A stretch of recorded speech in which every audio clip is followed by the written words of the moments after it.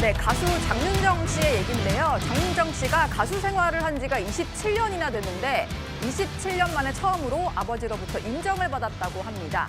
어떤 얘기일까요? 먼저 장윤정 씨의 노래부터 듣고 오시죠. 날 찾아오신 내님 어서 오세요. 당신을 기다렸어요. 라이라이야 어서 오세요. 당신의 꽃이 될래요. 살아서는 갖지 못하는 그런 이름 하나 때문에 그리워만 눈물 속에 날 비워보낼 뿐이죠.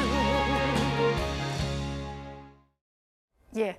뭐 장윤정 씨 노래 잘하는 거야 온 국민이 아실 것 같은데 장윤정 씨가 털어놓은 사연은 이렇습니다. 지금 내 나이가 47살인데 노래를 27년이나 했는데 아빠가 노래 잘한다고 말해준 건 최근이다. 근데 이게 노래 잘한다는 의미이긴 한 것 같은데 이제 좀 들을만하다 이런 얘기를 하셨다고 해요. 남혜연 기자님, 아빠들은 꼭 이렇게 얘기를 하시더라고요. 조금 더 약간 화끈하게 칭찬해 주셔도 됐을 텐데. 그렇지만 아마 속으로 굉장히 우리 딸 너무나 노래 잘한다, 자랑스러워 하실 겁니다. 저도 사실 이번에 이걸 보고 장윤정 씨를 20대 때 만났는데 벌써 47이라고 하니까 저도 살짝 놀랐거든요. 근데 예. 장윤정 씨는 유독 사실 가족에 대해서 얘기를 많이 하긴 했어요. 물론 이제 어머니와는 지금 안 보고 있는 상황이라서 조금 다들 우려스러워하지만 그 아버지하고는 정말 잘 지내고 있다고 합니다. 그렇기 때문에 아버지는 아마 딸이 좀 안쓰러울 수도 있을 거고 예. 그런 무대에서 노래하는 아마 장윤정 씨를 보면 아마 아직도 아기 같을 수도 있을 거예요. 그래서 최근에 이지야 너 이제 노래 잘하는 것 같다라고 편하게 얘기하는 것 같은데요. 장윤정 씨 같은 경우에는 아버지에 대한 일화를 꽤 많이 공개를 했습니다. 네. 아버지와 함께 아버지의 팔순잔치를 할 때는 아버지랑 둘이 여행을 갈 거다라고 얘기하거든요. 심지어 장윤정 씨 노래만 잘하는 게 아니라 음식도 잘합니다. 그래서 아버지가 장윤정 씨의 음식을 너무 좋아한다는 거예요. 그래서 장윤정 씨가 어떻게 표현을 했냐면요. 어른한테 말하긴 좀 그렇지만 내가 아빠한테 음식을 만들어주면 아빠가 코를 박고 드신다라고 얘기를 했거든요. 네. 그만큼 부녀 간에 굉장히 애틋함이 있는 집안인 것 같고요. 그래서 장윤정 씨가 조금 지금은 더 편하게 활동을 할 수 있는 것 같습니다. 예. 그리고 장윤정 씨가 고백한 사연이 하나 더 있는데 고등학생 때 버스킹 공연을 했었다고 합니다. 그때 모은 돈을 좀 기부했다고 하는데 그때 아버지의 반응이 좀 예상과 달랐다고 해요. 추진봉 교수님, 이거 네. 무슨 얘기인가요? 이게 무슨 얘기냐면 이제 어렸을 때인 것 같아요. 아마 여름 휴가를 같이 가자고 아버지가 요청을 했나 봐요. 학생 때. 네. 학생 때 그랬더니 고등학교 때. 그랬더니 장윤정 씨가 가기 싫었나 봐요. 예. 그래서 나 공부하는 거 안 가겠다고 그래서 이게 장윤정 씨만 놓고 다른 가족들은 다 여행을 갔나 봐요, 휴가를. 근데 그 사이에 노래가 너무 하고 싶은 거예요. 노래가 하고 싶어서 할 방법이 뭘까 하다가 그때는 버스킹이라는 개념 자체가 없었다는 거죠. 근데 예전에 보면 요즘은 모르겠는데 저희도 뭐 노래방 다닐 때 그렇습니다만 이현종이나 저나 예. 노래방 가면 테이프에 반주 있잖아요. 네. 노래방은 반주가 나오니까 반주를 녹음을 하는 거예요. 예. 그걸 들고 그다음에 앰프를 빌리고 네. 그래서 길거리에 서서 친구들 댄스 할 수 있는 친구들하고 본인하고 서가지고 그 반주 틀고 거기서 노래를 했다는 거예요. 거리 공연을 하는 거예요. 그렇죠. 근데 네. 그게 그 당시에는 버스킹이나 거리 공연 자체가 없을 때니까 본인이 최초로 시도를 한 거죠. 근데 그날 또 비가 왔다네요. 비가 오는데 노래를 불렀다는 거죠.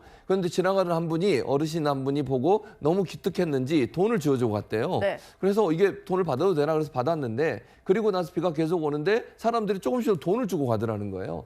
그래서 비가 와서 편의점 가가지고 그 라면 박스 하나 빌려서 앞에 놨더니 거기에 돈이 좀 쌓였나 봐요.